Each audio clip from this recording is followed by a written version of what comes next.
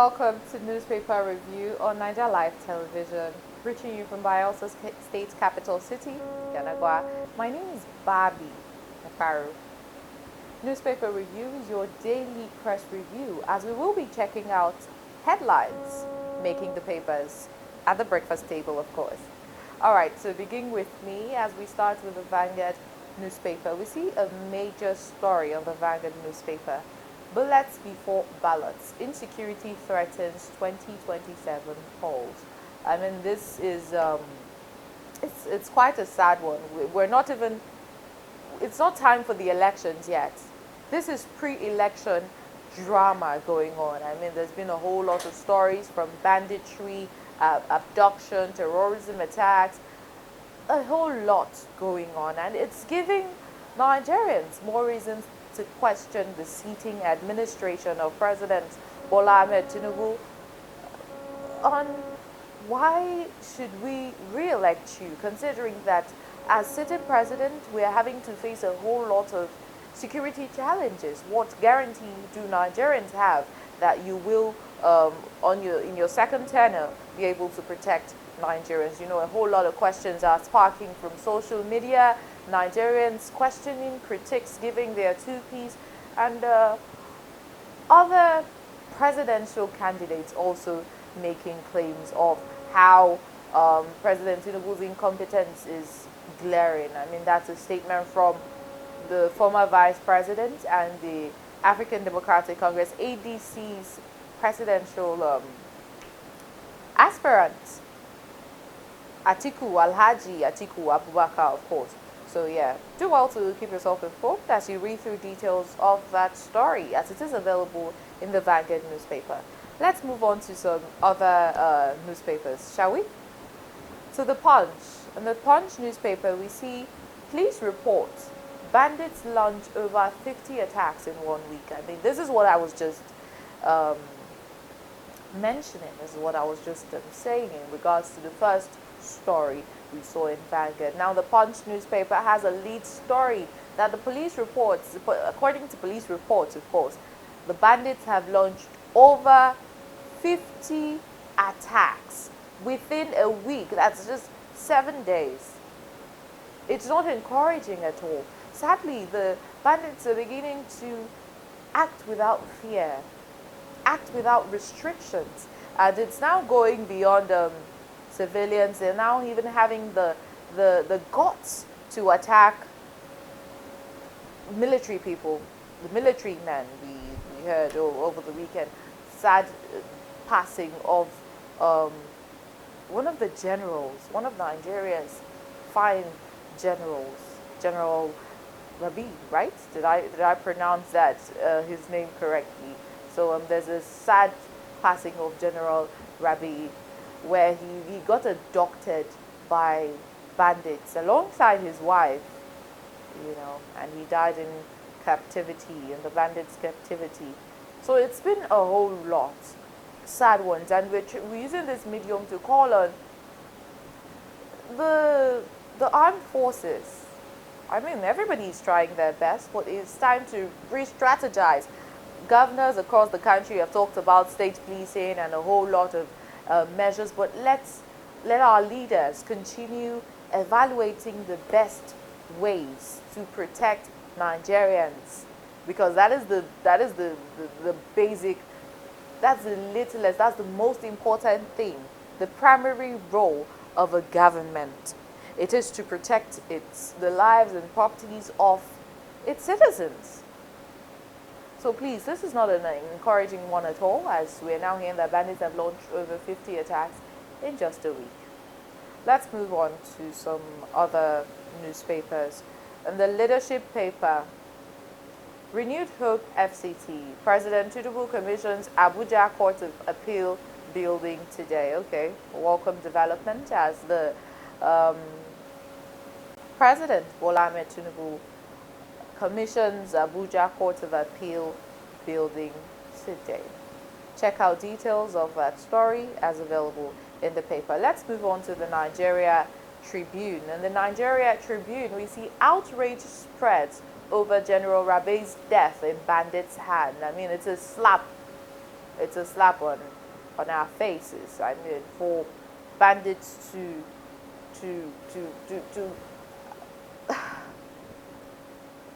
we know God's time is the best, and um, people are to pass when it's time for them to pass, but it doesn't make it proves that these bandits are having so much mind as the day passes. Can insecurity be totally curbed? At a point, we saw a statement from President Tinubu where he even mentioned that he is doing all he can. He doesn't, the Vice President Shetima rather says, oh, President Tinubu would not sleep until insecurity is curbed in Nigeria. During the Jos attack, I think in Jos North, um, months back, I think in April or so, President Tinubu said, oh, that's going to be the last time we're going to hear anything about such attacks and all of that. But all of these statements are not threatening and are not scaring the terrorists enough. It's not scaring the bandits enough. They're beginning to have so much hold, which is very, very much discouraging, very, very much heartbreaking. As we now see that a general and his wife were abducted by these bandits. And sadly, the old man lost his life in captivity in the hands of these bandits. Details of that story is available in the paper. I'm just giving you a tip of the iceberg. I'm just giving you a sneak peek of the content of these stories. That's why we're looking at just the headlines. So on This Day newspaper, we're moving on to This Day newspaper. Let's pick a headline there. Article: General Rabe's death in bandits' captivity, proof of Tinubu's incompetence. All right.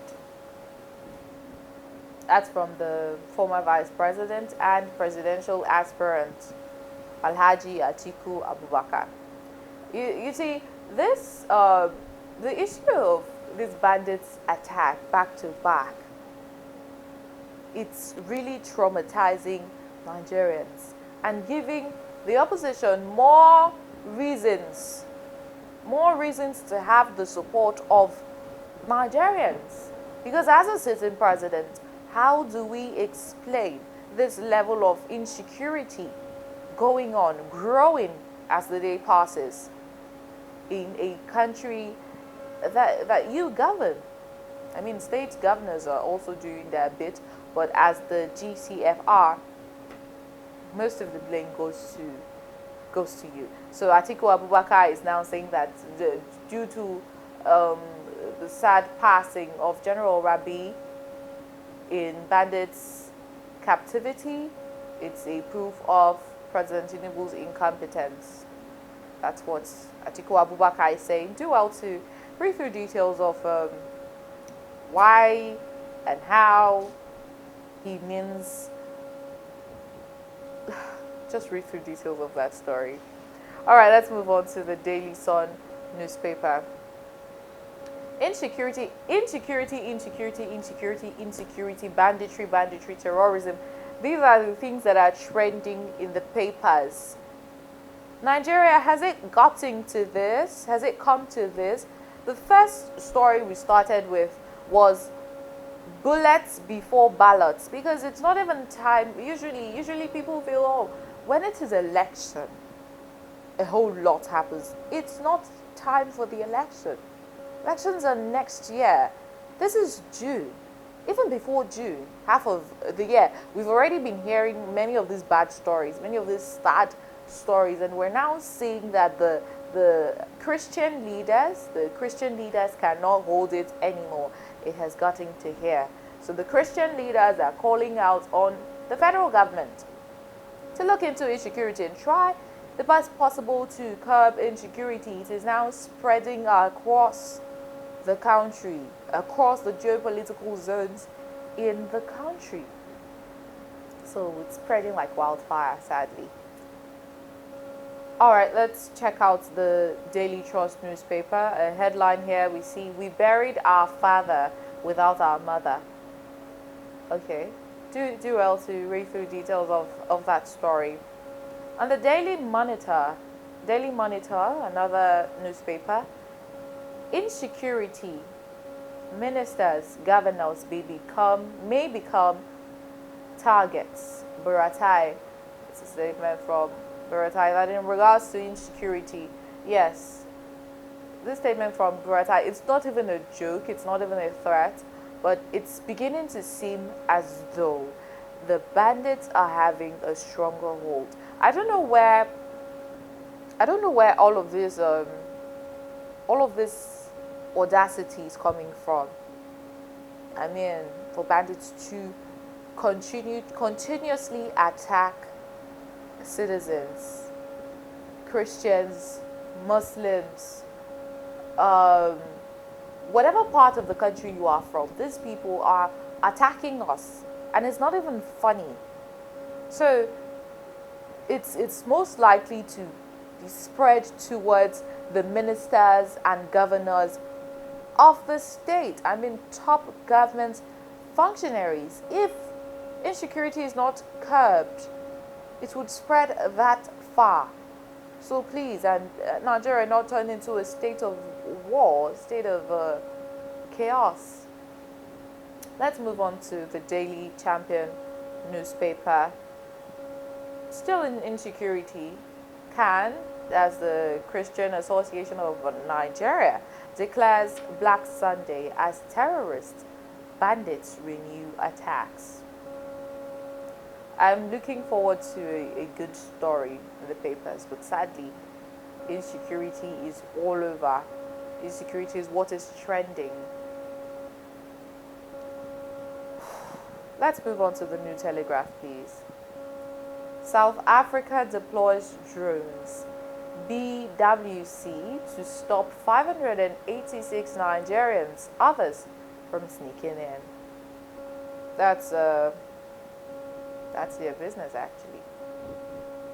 We've reported about the South African, the xenophobic attacks on Nigerians. Not only Nigerians, they've been attacking other people from other countries. I think Ghanaians as well. So the South Africans, I think they just want to occupy their country alone. No problem. We would leave.